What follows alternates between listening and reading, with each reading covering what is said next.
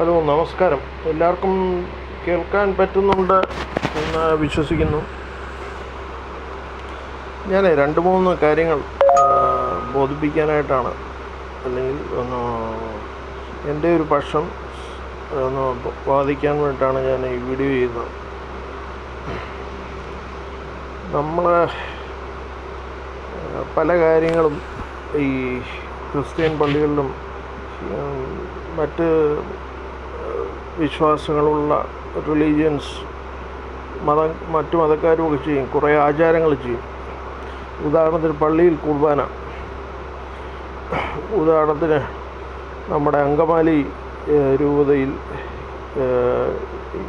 ഇന്ന രീതിയിൽ കുർബാന ചെല്ലണം.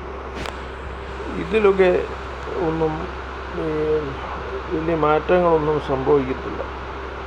കാരണം അങ്ങനെയുള്ള കാര്യങ്ങളൊന്നുമല്ല പ്രധാനമായിട്ടുള്ള കാര്യം. ഒന്നാമത്തെ കാര്യം എന്ന് പറഞ്ഞാൽ, ഒരു കത്തോലിക്കനെ സംബന്ധിച്ച് പറയുകയാണെങ്കിൽ യഥാർത്ഥ കത്തോലിക്ക വിശ്വാസം എന്ന് പറയുന്നത് പ്രാക്ടീസിങ് കാത്തോലിക് എന്ന് പറയും.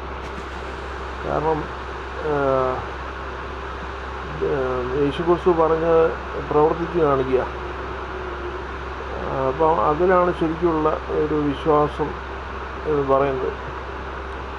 അപ്പം അതുപോലെ തന്നെ നമ്മുടെ ഒത്തിരി കപട ദേശീയവാദികളുണ്ട്. നമ്മളെ ദേശീയവാദികൾക്ക് ഏറ്റവും വേണ്ടത് സ്വയം വിമർശിക്കാനായിട്ടുള്ള കഴിവാണ്. കാരണം ഇപ്പോഴും നമ്മുടെ രാജ്യമാണ് ഏറ്റവും വലുത് എന്ന് പറഞ്ഞുകൊണ്ടിരുന്നാൽ പല കാര്യങ്ങളും നമ്മൾ അംഗീകരിക്കാൻ തയ്യാറാവത്തില്ല. വിൽ ബി ഡെഫിയൻറ്റ് നമ്മളൊന്നും അംഗീകരിക്കത്തില്ല. മറ്റു കാര്യങ്ങൾ എത്രയെല്ലാം കാര്യങ്ങളിലാണ് നമ്മൾ പിന്നോട്ട് നിൽക്കുന്നതെന്ന് നമ്മൾ അംഗീകരിച്ചാലേ നമ്മളതിനകത്ത് മാറ്റം വരുത്താൻ സാധിക്കത്തുള്ളൂ. അപ്പോൾ യഥാർത്ഥ ദേശഭക്തൻ ചെയ്യേണ്ടതിനാന്ന് വെച്ചാൽ സ്വയം വിമർശിക്കുക. ഏതൊക്കെ രാജ്യത്തിലാണ് നമ്മുടെ രാജ്യം പിന്നോട്ട് നിൽക്കുന്നത് എന്ന് മനസ്സിലാക്കിയിട്ട് നമ്മൾ ആ രീതിയിൽ നമ്മൾ മാറ്റം വരുത്താനായിട്ട് നേഷൻ ബിൽഡിങ്ങിൽ ജോയിൻ ചെയ്യുക.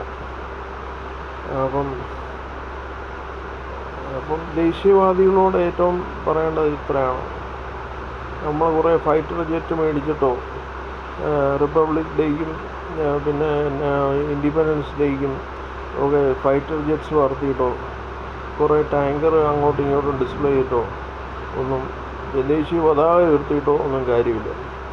ദേശീയ പതാക ഇറ്റ്സ് ഓക്കെ, നമ്മളെല്ലാ വീട്ടിലും ദേശീയ പതാക ഒക്കെ ഉയർത്തുന്നത് നമുക്ക് നല്ലതാണ്. It's A different thing.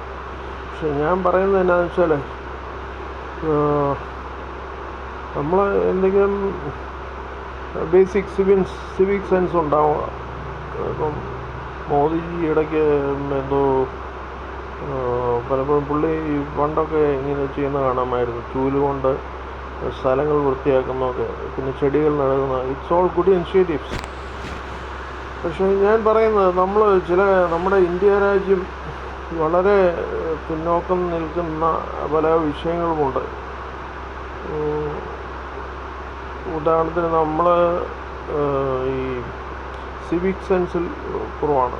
പൗരബോധം വൃത്തിയില്ലെന്നാണ് മറ്റുള്ള ആൾക്കാർ പറയുന്നത്. മറ്റുള്ള രാജ്യത്തിലൊന്നും ഒത്തിരി വിവേചനം അനുഭവിക്കുന്നു.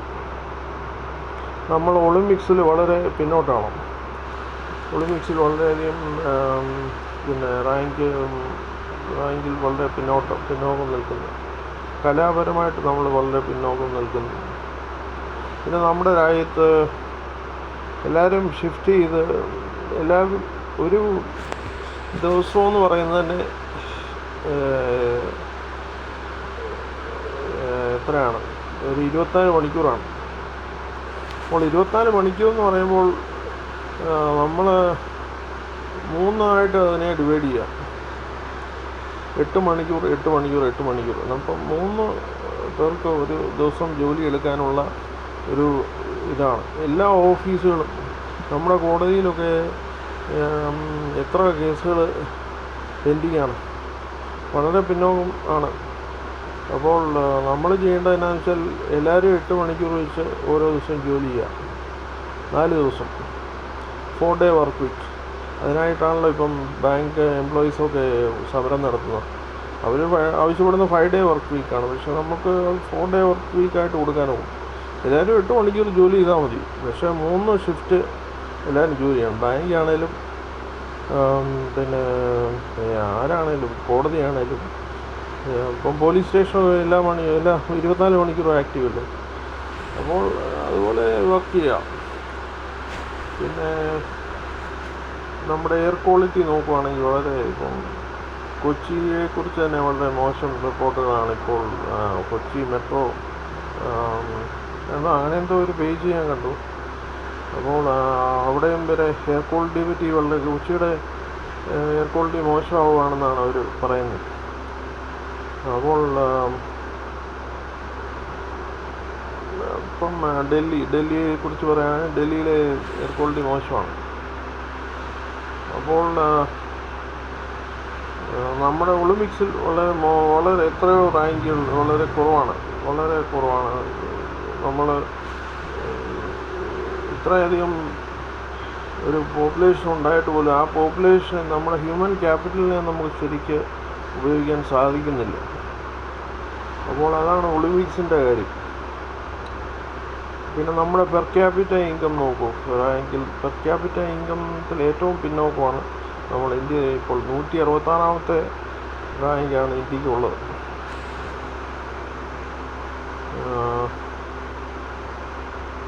പിന്നെ ഹാപ്പിനെസ് ഇൻഡെക്സ് നമ്മൾ എത്രത്തോളം ഹാപ്പിയാണ്. ബാക്കി ഡെൻമാർക്ക് പോലെയുള്ള രാജ്യങ്ങളൊക്കെയാണ് അതിൽ മുന്നിൽ നിൽക്കുന്നത്.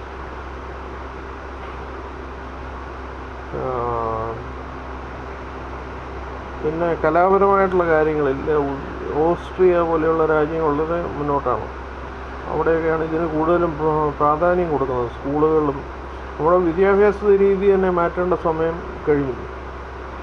അപ്പോൾ അതൊരു കാര്യമാണ്. പിന്നെ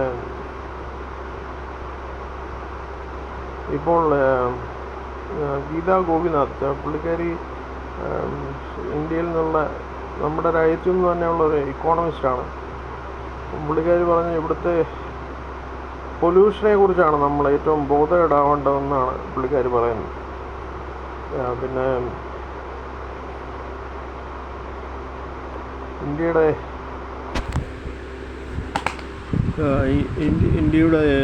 പിന്നെ പെർ ക്യാപിറ്റ ഇൻകം വളരെ മോശമാണെന്നാണ് പുള്ളിക്കാരിയുടെ അഭിപ്രായം. ശരിയാണ്, വാസ്തവമാണ്. 2003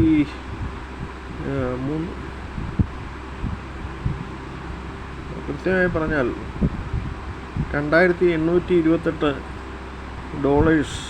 നമ്മുടെ ഒരു വർഷത്തെ ഇൻകം, ഒരു ഇന്ത്യക്കാരൻ്റെ ഒരു വർഷത്തെ വരുമാനമെന്നാണ് പറയുന്നത്. ഏറ്റവും മുന്നിൽ നിൽക്കുന്ന മൊണാക്കോയാണ്. അത് പിന്നെ ഒരു റിച്ചസ്റ്റ് കൺട്രിയാണ്. ചൈനയൊക്കെ ആണെങ്കിൽ 99ാം റാങ്ക് ഉണ്ട് ചൈനയ്ക്ക്. അവർക്ക് $13,000 ഒരു വർഷത്തെ അവരുടെ ഒരാളുടെ വരുമാനം. അപ്പം അമേരിക്കയിൽ $89,000 ഒരു വർഷം പിന്നെ അവരുടെ വരുമാനം, ഒരാളുടെ വരുമാനം, ഒരു പെർ ക്യാപിറ്റ ഇൻകം.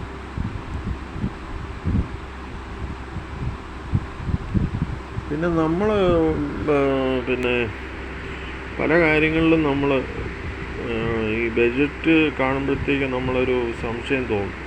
അപ്പം നമ്മൾ ഈ ഡിഫൻസിന് വേണ്ടി കൂടുതൽ പൈസ ചിലവാക്കുന്നുണ്ട്. ഫൈറ്റർ ജെറ്റ്സ് മേടിക്കാൻ വേണ്ടി 6 ലക്ഷം കോടി രൂപയാണ് ബഡ്ജറ്റിൽ ഉൾപ്പെടുത്താൻ പോകുന്നത്. അപ്പം അതിന് പകരം നമ്മൾ അത് ഒരു പ്രോആക്റ്റീവ് ഡിഫൻസ് ബഡ്ജറ്റായിരിക്കണം. വളരെ യുദ്ധം ആവശ്യത്തിന് മാത്രം.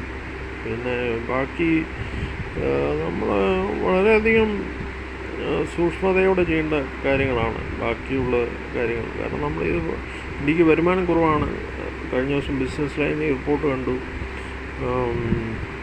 പല സംസ്ഥാനങ്ങളുടെയും കടം ഇങ്ങനെ വളരെ കൂടിക്കൊണ്ടുവരികയാണ്. കേന്ദ്ര സർക്കാരിൻ്റെ തന്നെ കടം വളരെ കൂടിക്കൊണ്ടുവരികയാണ്. അപ്പം ഈ പൈസ അല്ല, ഇപ്പോൾ ഇന്ത്യയുടെ ഒരു ഗോൾഡൻ പീരീഡാണ്. കാരണം ഇന്ത്യ പല കാര്യങ്ങളിലും പുരോഗമിക്കുന്നുണ്ട്. അത് ഒരു സർക്കാർ വന്നിട്ട് മാത്രമല്ല, ഇന്ത്യയുടെ economy, because it is very bullish. പക്ഷേ എന്നിട്ടും പോലും ഫോറിൻ പോർട്ട്ഫോളിയോ ഇൻവെസ്റ്റേഴ്സൊക്കെ ഇന്ത്യയിൽ നിന്നും പണം പിൻവലിക്കുന്ന ഒരു സാഹചര്യമാണ് ഇപ്പോൾ ഉള്ളത്. അതുകൊണ്ടാണല്ലോ ഷെയർ മാർക്കറ്റിൽ കഴിഞ്ഞ ഒരു വർഷമായിട്ട് വലിയ മുന്നേറ്റമൊന്നും ഉണ്ടായിട്ടില്ല. ജിയോ പൊളിറ്റിക്കൽ റീസൺസ് ഉണ്ടാവാം, പിന്നെ ട്രംപിൻ്റെ താരിഫായിട്ടുള്ള പല കാര്യങ്ങളുണ്ടായിരിക്കാം. അപ്പം അതെല്ലാം അവിടെ നിൽക്കട്ടെ. പക്ഷെ നമ്മൾ ഒളിമ്പിക്സിൽ ഒന്നാമതെത്തണം, പിന്നെ ഹാപ്പിനെസ് ഇൻഡെക്സിൽ ഒന്നാമതെത്തണം, 4-day വർക്ക് വീക്കിൽ ഒന്നാമതെത്തണം, പിന്നെ അതുപോലെ തന്നെ ബാക്കി കലാപരമായിട്ട് ഒന്നാമതെത്തണം. വിദ്യാഭ്യാസ രീതിയിൽ നമ്മൾ ബേസിക് സിവിക് സെൻസ് പഠിപ്പിക്കുക, ട്രാൻസ്പോർട്ട് നിയമങ്ങൾ, ട്രാഫിക് നിയമങ്ങൾ, ഇതൊക്കെ പഠിപ്പിക്കുക, നമുക്ക് ആവശ്യമുള്ള കാര്യങ്ങൾ പഠിപ്പിക്കുക.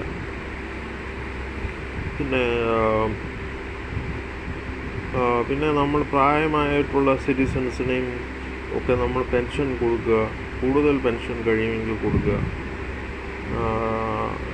അതൊക്കെയാണ് ആവശ്യം. നമ്മൾ കഴിഞ്ഞ ദിവസം ഒരു റിപ്പോർട്ട് ഞാൻ കണ്ടല്ലോ, നമ്മൾ it is about Shashi Tharoor CPM-ൻ്റെ LDF-ൽ ചേരാൻ പോകുന്നു എന്നുള്ള തരത്തിലുള്ള ഒരു വാർത്തകൾ പല ന്യൂസ് ചാനലുകളും സോഷ്യൽ മീഡിയകളും ഒക്കെ റിപ്പോർട്ട് ചെയ്തിരുന്നു. പക്ഷേ അതിൽ ഒരു യാഥാർത്ഥ്യം ഞാൻ പറയട്ടെ. അപ്പോൾ നമ്മൾ കേരളത്തെ സംബന്ധിച്ച് പറയുമ്പോൾ ഇത്രയധികം നമ്മുടെ ചെറിയ പാവപ്പെട്ടവർക്കും മറ്റുമൊക്കെ കെയറിങ് ആയിട്ട് നിൽക്കുന്ന ഒരു പ്രസ്ഥാനമാണ് കമ്മ്യൂണിസ്റ്റ് പ്രസ്ഥാനം. അപ്പോൾ ശശി തരൂർ കമ്മ്യൂണിസ്റ്റ് പ്രസ്ഥാനത്തിൽ ജോയിൻ ചെയ്യുകയാണെങ്കിൽ ദേശീയ തലത്തിൽ ആം ആദ്മി പാർട്ടിക്കൊക്കെ ഒരു ഓൾട്ടർനേറ്റീവ് ആവും, BJPക്ക് ഒരു ഓൾട്ടർനേറ്റീവ് ആവും, അതാണ് വേണ്ടത്. കോൺഗ്രസ്സിന് ഒരു ഓൾട്ടർനേറ്റീവ് ആവും. കോൺഗ്രസ് എന്ന് പറയുന്നത് ഇപ്പം ഇറ്റ്സ് ഔട്ട്ഡേറ്റഡ്. എങ്കിലും ഞാൻ പറയുന്നത് we need a alternative for Congress party, BJP. കമ്മ്യൂണിസ്റ്റുകൾ കേരളത്തിൽ പ്രായോഗികമാക്കാൻ ശ്രമിക്കുന്ന പല കാര്യങ്ങളും അതിന് ഇന്ത്യയുടെ ദേശീയ തലത്തിൽ തന്നെ വളരെയധികം പ്രസക്തിയുണ്ട്. ട്രേഡ് യൂണിയനിസത്തിനോട് ഞാൻ യോജിക്കുന്നില്ല, എങ്കിലും നമ്മൾ ചുമ്മാ കുത്തിയിരിക്കുകയും നോക്കുകൂലി മേടിക്കുകയും ഒന്നുമല്ല ചെയ്യേണ്ടത്. പക്ഷേ അതിന് പകരം ഈ ഫാമേഴ്സ് പ്രൊട്ടസ്റ്റ് അങ്ങനെയൊക്കെയുള്ള പല കാര്യങ്ങളിലും നമ്മൾ ഫാമേഴ്സിനെ സപ്പോർട്ട് ചെയ്യണം, തൊഴിലാളികളെ സപ്പോർട്ട് ചെയ്യണം. ഇന്ന് ഇന്ത്യയിൽ ഏറ്റവും കൂടുതൽ എന്തുകൊണ്ട് ഇവിടെ കൂടുതലും നോർത്ത് ഇന്ത്യയിൽ നിന്നും ബീഹാറിൽ നിന്നും മറ്റ് സംസ്ഥാനങ്ങളിൽ നിന്നൊക്കെ തൊഴിലാളികൾ വന്ന് ജോലി ചെയ്യുന്നു? കാരണം ഇവിടെയാണ് ഏറ്റവും കൂടുതൽ ശമ്പളം. അപ്പോൾ അത് കൊടുക്കാനായിട്ട് അതിന് കേരളത്തിലെ കമ്മ്യൂണിസ്റ്റ് പ്രസ്ഥാനത്തിന് സാധിച്ചു എന്ന് പറയുന്ന അതിൻ്റെ ഒരു വലിയ വിജയമാണ്. അപ്പം പിന്നെ ഗൾഫ് വേണം, ഇതൊക്കെ ഉണ്ട്. അപ്പോൾ ഇതിനൊക്കെ ദേശീയ തലത്തിൽ തന്നെ ഒരു പ്രസക്തിയുണ്ട്. നമ്മുടെ ആൾക്കാരുടെ സാമ്പത്തികപരമായിട്ടുള്ള മുന്നേറ്റവും വേണം. ഉദാഹരണത്തിന് നമ്മളിപ്പോൾ ഈ തൊഴിലുറപ്പിലൊക്കെ കൊടുക്കുന്ന ശമ്പളം, സർക്കാർ കേന്ദ്ര സർക്കാരൊക്കെ കൊടുക്കുന്ന ശമ്പളം, എനിക്ക് തോന്നുന്നു അത് വെച്ച് നോക്കുവാണെങ്കിൽ നമ്മുടെ കേരളത്തിൽ ഒരു ദിവസം ഒരാൾക്ക് ജോലി ചെയ്താൽ കിട്ടുന്ന ശമ്പളവും അതും തമ്മിലൊരു കമ്പാരിസൺ വേണം. അപ്പോൾ അത് മനസ്സിലാകും നമ്മൾ കേരളത്തിൽ എന്തുകൊണ്ട് ഇത്രയും നമ്മൾ ആൾക്കാർ കുറച്ചുകൂടി ബോധമുള്ളവരാണ്. ഇവിടെ തൊഴിലാളികൾക്ക് അവരുടെ അവകാശങ്ങൾ ഏകദേശം സാധിച്ചു കിട്ടുന്നുണ്ട്. അപ്പോൾ അതുകൊണ്ടാണ് ഞാൻ പറയുന്നത് ഇത് ദേശീയ തലത്തിൽ തന്നെ പ്രസക്തിയുള്ളൊരു മൂവ്മെൻ്റാണ്. ഇത് തൊഴിലാളികളുടെയും കർഷകരുടെയും ഒക്കെ അവകാശങ്ങൾ സ്ഥാപിക്കാൻ വേണ്ടിയിട്ട് വേറെ ഒരു പാർട്ടിയില്ല. ഇപ്പം ആം ആദ്മി ഉണ്ടായിരുന്നു പറഞ്ഞാൽ അവരെ ഇപ്പം ED ഒക്കെ വെച്ചിട്ട് BJP സർക്കാർ ഞെരുക്കി കളഞ്ഞു. അപ്പം അവരുടെ നേതാക്കളൊന്നും പഴയതുപോലെ മിണ്ടുന്നില്ലല്ലോ. അപ്പോൾ അതാണ്. ഓക്കെ ഓക്കെ ഓക്കെ ഞാൻ നിർത്തുന്നു. ഇപ്പോൾ നിങ്ങൾക്ക് കാര്യങ്ങളെല്ലാം മനസ്സിലായി എന്ന് വിചാരിക്കുന്നു. Thank you.